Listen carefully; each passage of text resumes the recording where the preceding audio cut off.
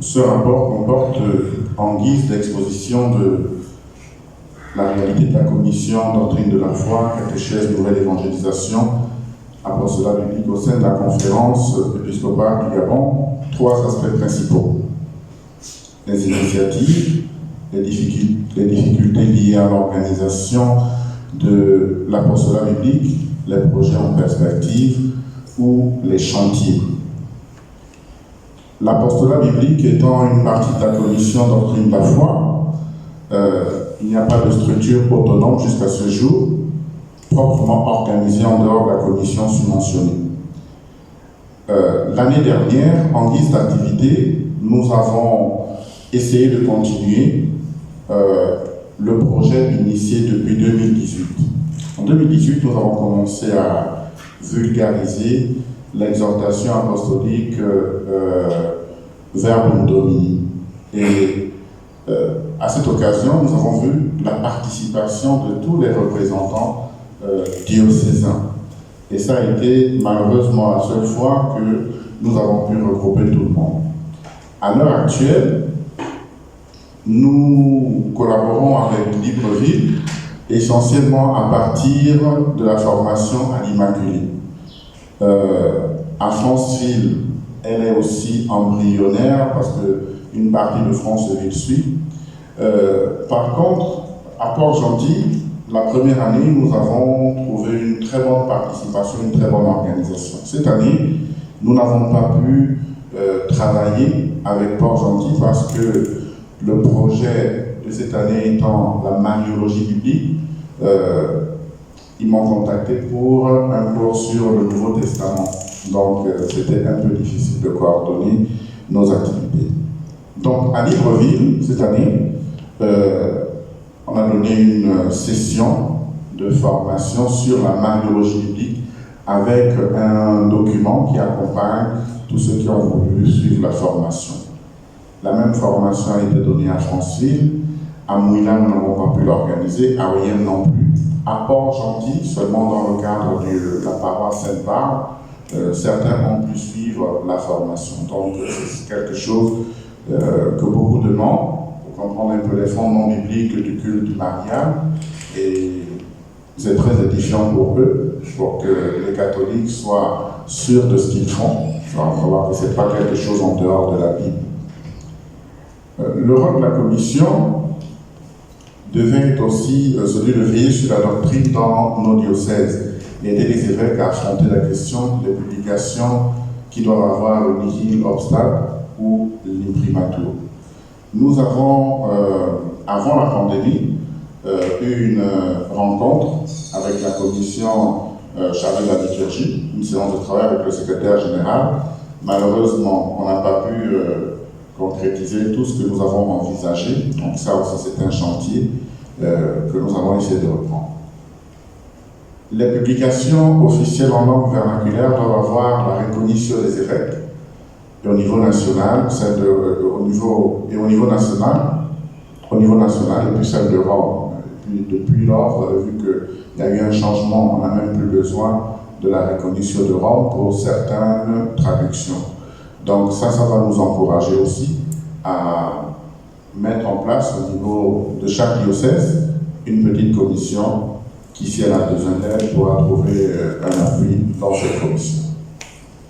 Notre catéchisme national Lève-toi et marche à l'expérimentum doit être évalué. Évidemment, nous entendons les griefs de plusieurs personnes quant à la difficulté d'adapter le catéchisme pour le secondaire. Donc, c'est un quiproquo parce que ça n'a pas été fait jusque-là pour le secondaire. Le catéchisme tel qu'il est envisagé doit être continué. Et ça demande peut-être une session entière pour qu'on puisse écouter les uns et les autres.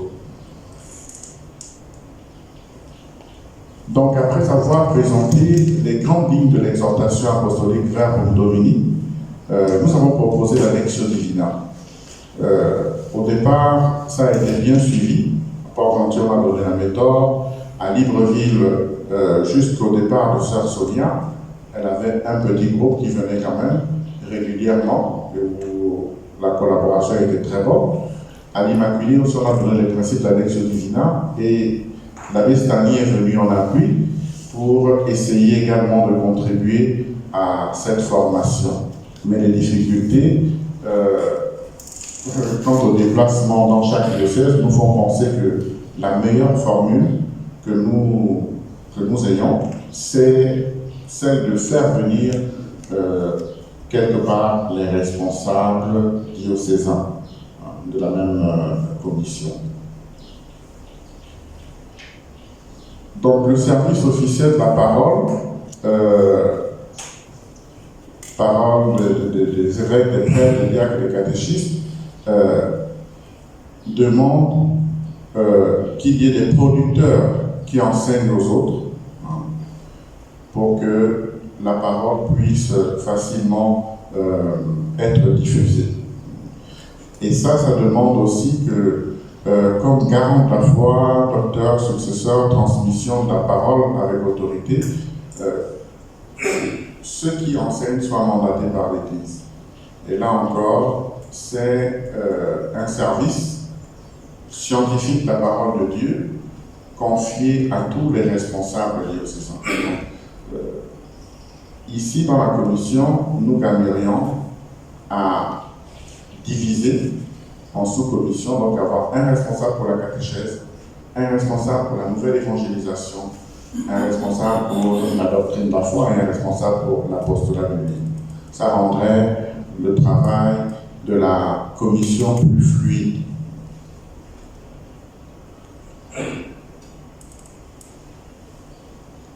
Je passe maintenant aux difficultés liées à l'organisation de l'apostolat biblique.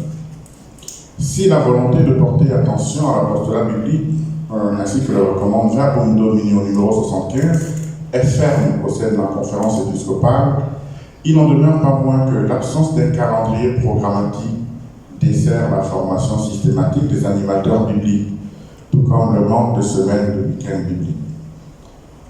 Face à la difficulté de se rendre dans les diocèses pour cette formation, proposition a été faite d'inviter des responsables diocésains ou de nous inviter dans chaque diocèse,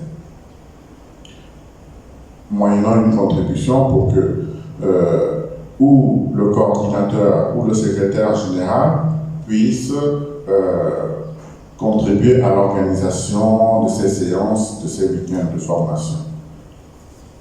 L'absence d'un manuel pour la pastorale biblique, à l'exemple de celui de Verbum Biblique de 2001 qui existe, ou d'une feuille de route qui concrétiserait les recommandations et les orientations de magistère en matière d'apostolat biblique, ne facilite pas la formation, l'accompagnement des différents acteurs dans ce domaine. Donc, là aussi, nous pourrions partir de ce qui existe déjà. Mais c'est un travail qui ne peut être fait qu'avec les coordinateurs diocésains. Quels sont les projets, troisièmement, les projets et les perspectives futures? Établir un calendrier national de rencontres bibliques pour les responsables diocésains. 2 rencontres pourraient suffire pour l'instant. Fournir un support en guise d'orientation et d'initiative pour la mise en œuvre de l'apostolat biblique. Diffusion de la Bible liturgique. Donc cette année, le secrétaire général le sait, finalement, après beaucoup d'efforts, la Bible liturgique a pu être publiée. Donc c'est un chantier sur lequel le conseil Mathieu s'est beaucoup battu, avec l'aide du BICAM. Donc finalement, la Bible est prête. Elle est sortie, il en a un exemplaire déjà. Donc, elle demande maintenant à être diffusée. Pourquoi? Parce que jusque-là, nous n'avions pas de Bible officielle. La Bible de Jérusalem n'est pas la Bible officielle de l'Église catholique. La Torah ne l'est pas.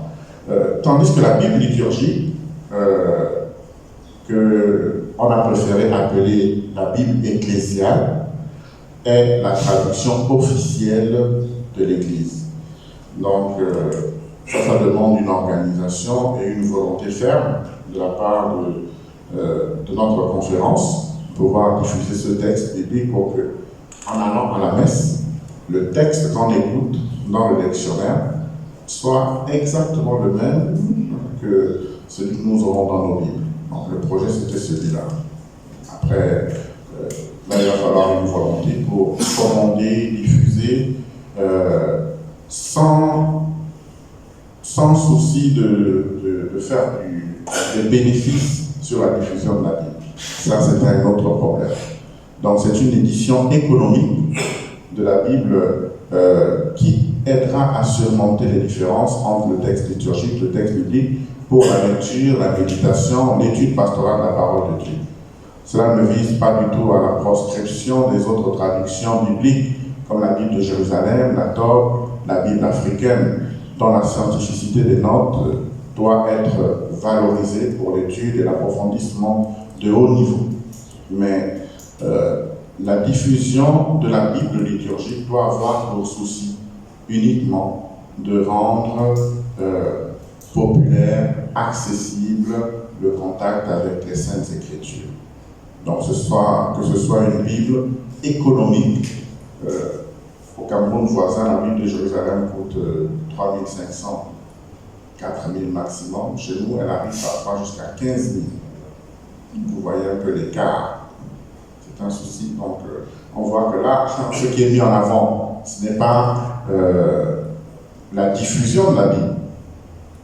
Monseigneur Kerber ne vend sa Bible, ne vendait sa Bible qu'à condition qu'on garde un prix très bas, qu'on n'arrive même pas à 8 000 francs. Donc, je termine en disant que cette équipe de coordination nationale de l'apostolat biblique et même de la commission doit être renforcée.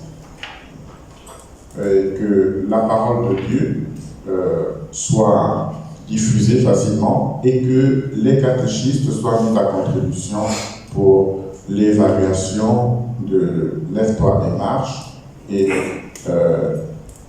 éventuellement pour la suite, qu'une commission soit mise en place pour la suite de Lève-toi et marche.